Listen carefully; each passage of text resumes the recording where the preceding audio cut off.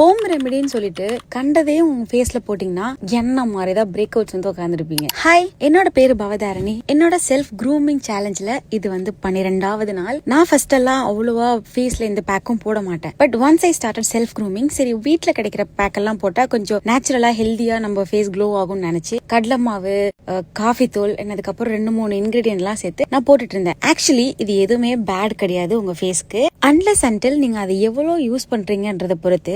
டெய்லியும் போடணும், நல்லா க்ளோ ஆகுதுன்னு சொல்லிட்டு நான் டெய்லியும் போட ஆரம்பிச்சு, அதுவும் 20 மினிட்ஸ்ல அதை வாஷ் பண்ணிருக்கணும். நான் ஒரு 40 மினிட்ஸ் 50 மினிட்ஸ் வச்சு நல்லா பேட்ச் ஆனதுக்கு அப்புறம் பிடிச்சி இழுக்கிறேன். என்னோட ஸ்கின்னை வந்து நிறைய இடத்துல அது புண்ணாவே ஆகிடுச்சு.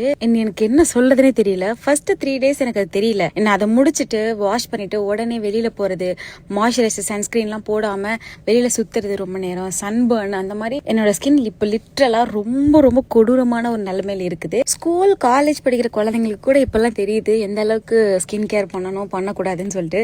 நல்லா கடா மாடு மாதிரி வளர்ந்து எனக்கு இது தெரியாம போயிடுச்சு. பட் வேற வழி கிடையாது. இதுக்கப்புறம் நான் புண்ணானதுக்கப்புறம் இப்ப நான் சரி பண்ற வரைக்கும் வெயிட் பண்ணி தான் ஆகணும். ஃபேஸ் யோகா பண்ணாலுமே அது வந்து எனக்கு அந்த இடத்துல பெயின் அதிகமாகிட்டே தான் இருக்குது. ஆனால் ஃபேஸ் யோகானால எந்த ப்ராப்ளமும் இல்லைன்னு சொல்லிட்டு ChatGPT சொன்னதுனால நான் அதை மட்டும் பண்ணிட்டு இருக்கேன். லிட்டரலாக ஒரு சன்ஸ்கிரீன், ஒரு மாய்ஸ்சரைசர், அவ்வளோதான். பவுடர் கூட ரொம்ப மினிமலாக தான் நான் பண்ணிட்டு இருக்கேன்.